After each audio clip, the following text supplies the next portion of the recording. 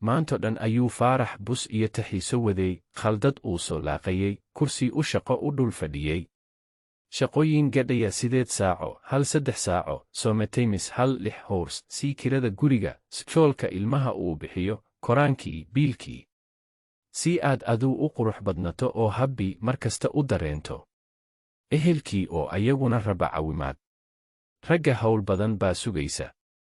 Waa in loo naxariista, noloshana loo sahla. Markuu guriga imaado, weji dabacsan ka horkeen. Hadalka ka daa, waxaan ba dhammaday, madaxa ii xanuunaya, ciyalkii waa sidan.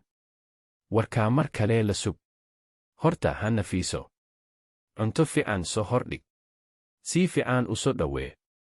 Waxaan iloway, markuu xajigu guriga imaado telefoon ha qabsaan oo qaaqda ha ka hayn gurigee, asxaabta iyo famiilka xilli ku habboon wa.